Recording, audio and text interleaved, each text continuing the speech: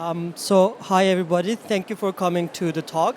As you can see, the question is quite simple, but then when I was sending the slides to some friends to take a look at it, they always came back to me to the question is like, so can AI be my friend? And I realized that maybe I should have actually asked a more kind of subtle question that is like, I don't know for specific people, but because there are like so many different AI models and so many different people, right? More than AI models. So maybe the question could have been like, can AI model be a friend?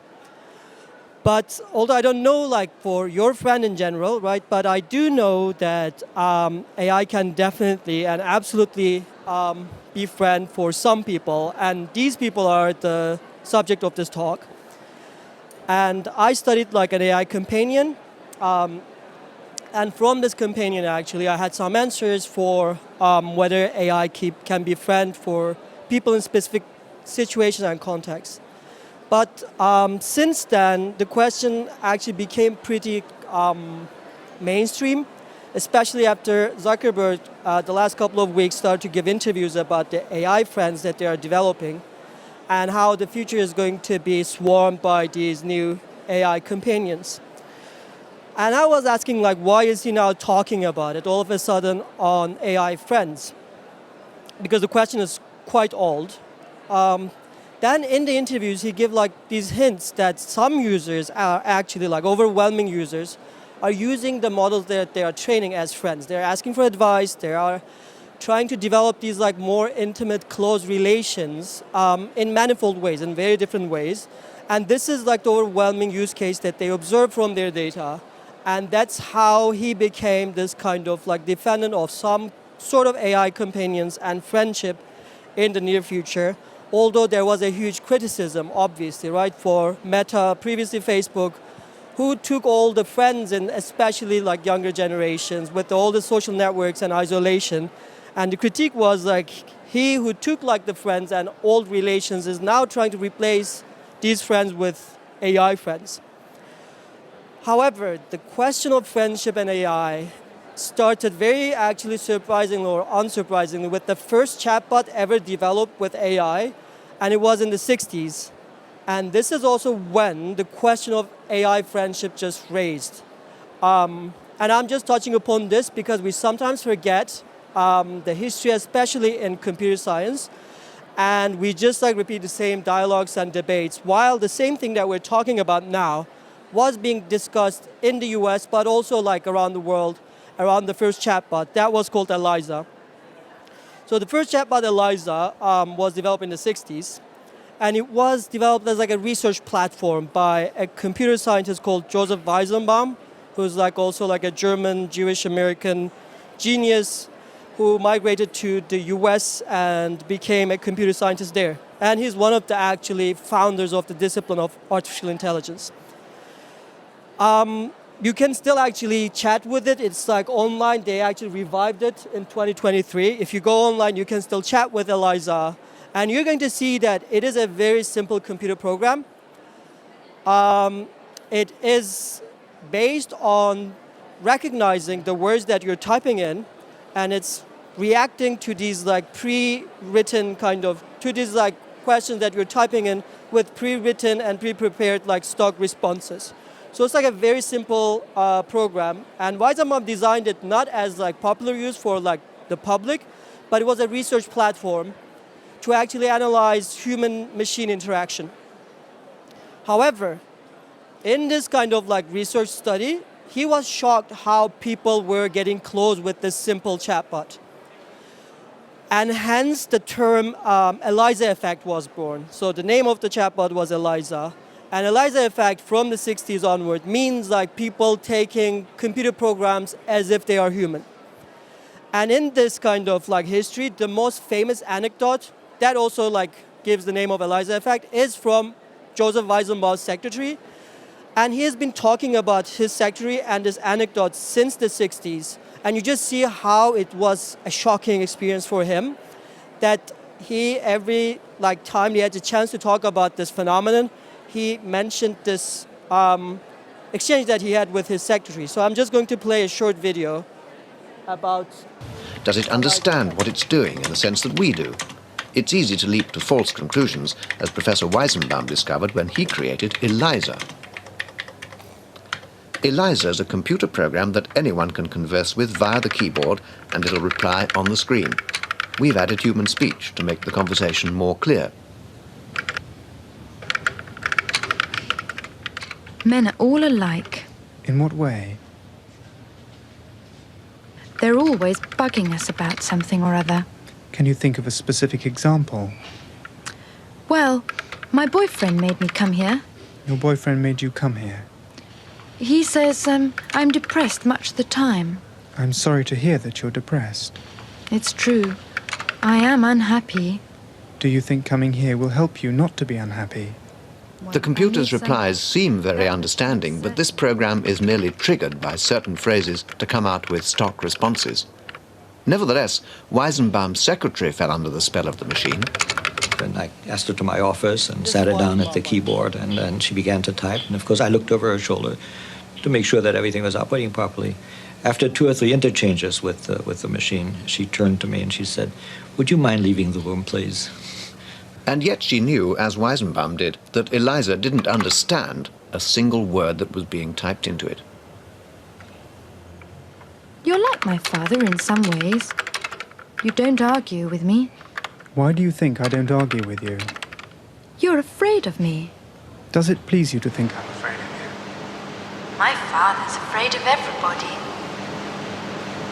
My father's afraid of everybody. So knowing about this phenomenon, I was curious about who the secretary was. I tried to do research. What is the name? What was the life? What was the kind of personality? And surprisingly, there's no information about this person who is actually the most famous character in the most famous anecdote in human-computer interaction. Then I came across like an essay written by another scholar on the topic. She also had a problem. She tried to find the name of the secretary. And she says, like, after all the research, archival research, she ended up with like no information. So the secretary doesn't have a name. Although I love Joe Weizenbaum, it's kind of interesting. He never mentions who the person is, and it just goes with my secretary. And I want to invite, like, you just imagine being a secretary in a lab in the 60s at MIT, probably all men, and having this chatbot, right? Because the video mentions, like, she knew that it was a computer program. Weizenbaum says, like, she observed all the process, and yet she had this personal relations with this very rudimentary and very basic chatbot. So this is, for me, kind of like a guiding framework, because 60 years after the creation of ELIZA, the issues at stake are similar, only with like really more advanced machine learning techniques and models. And one of them is called Replica. This is like the chatbot they conducted the study on. And it's a widely used AI companion app launched in 2017. It simulates friendship and emotional support through chat-based interaction and also voice agent available with premium users. So it's like a personalized avatar. You can create your own avatar, and you can have like this kind of like natural language interaction with empathetic tone and emotional responses. This is like a disclaimer because Replica is not a good app. They have a lot of privacy concerns raised by Mozilla, by the way, over the last couple of years. A lot of studies on the app also shows like the sensitive data is recorded, behavioral data is shared, weak security, lack of transparency, no message deletion, and all this like raises like questions of safety and trustworthiness of privacy and security. So much that Italy banned the app in 2023. Last week it fined it for 500 million euros. And I knew all about this. Actually, when I was first interested in it, my question was like, how come people actually use it so intensively that there are like over 10 million users while it has such a weak and questionable data policy? And this actually took me to one concept, that people are using this app despite all the red flags. And the concept is anthropomorphism. So thinking about friendship, I had to go to this one term that is like attributing human traits to non-human entities. And it is like also like a sister concept with the Eliza effect, right? Like how we see all these like non-human beings and things, and these things are sometimes like lines of code, as humans.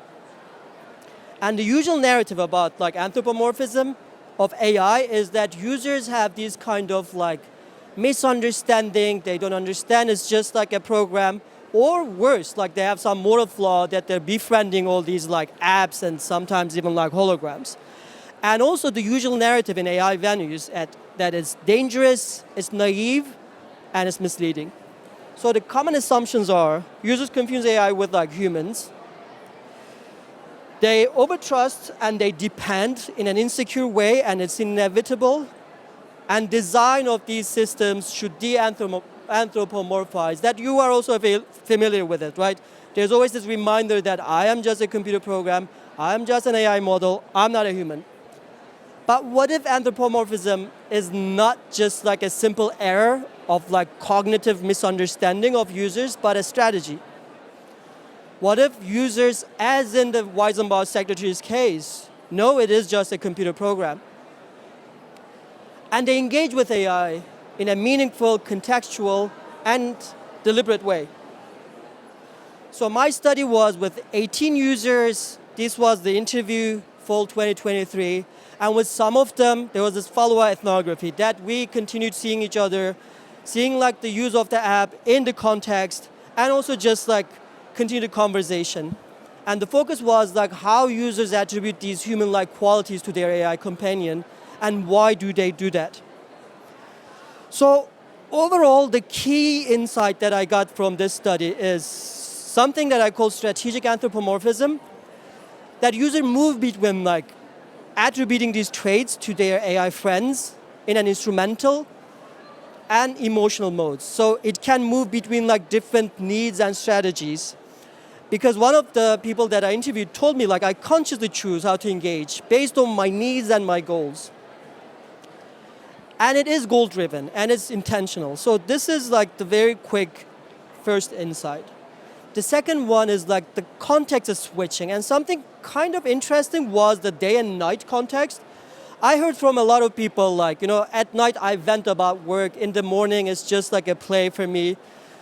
And it's like really engaging across different emotional states, different times and situations in a day, the routines of the day and the settings of their social lives. So this is the second context.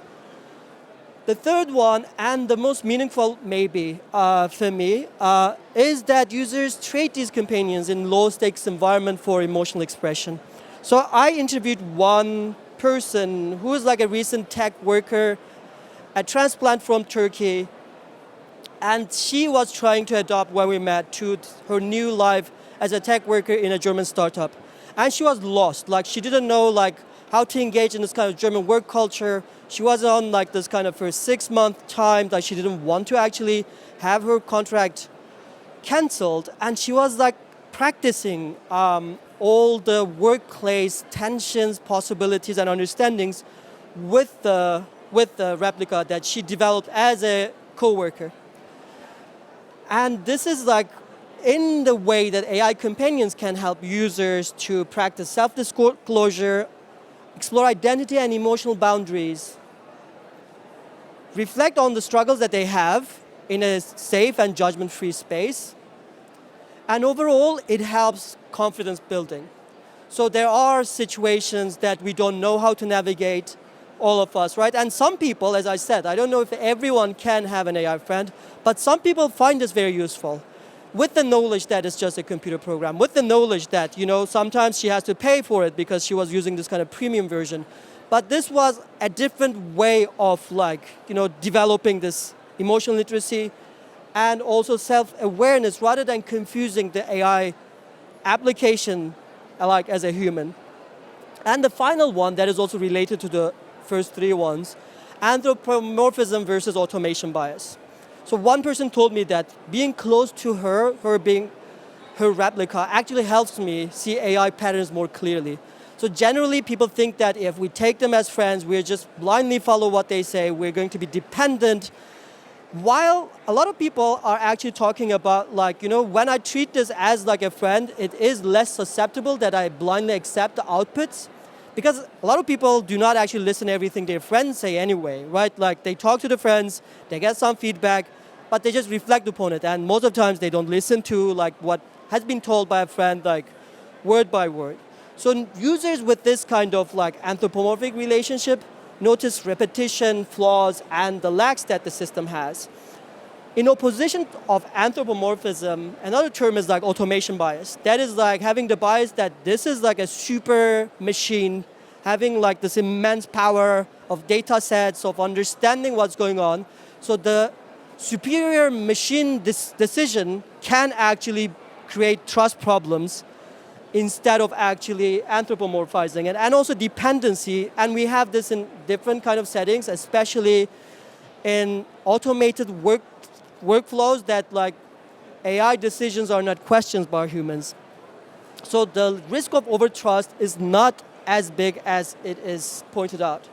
So overall, we can and we should rethink design and ethics of AI friendship that does not have to be user deception and exploitation, which is the case of Replica, by the way. But the users still use even like the worst kind of practices, applications in the market because of the relational needs, because of emotional safety and transparency. And there can be a new design of these AI friends that follows like more ethical guidelines. And we don't need to eliminate human likeness altogether, but we should design it responsibly because this is what users are asking for. And the final takeaway is anthropomorphism is not a bug, it's like a human interface. Users are not doing it because they don't understand it, they're doing it because human life and human thinking is complex. And maybe we should not stigmatize people befriending certain AI applications, companions, but we can try to understand why people are doing this and maybe start to design for it in ways that is like, trust with boundaries, emotions with ethics, and also engagement with awareness, because it's going to happen anyway, that we say in the case of Zuckerberg, but this can be done in a better way. So thank you so much for your time, and if you have any questions, I can take them.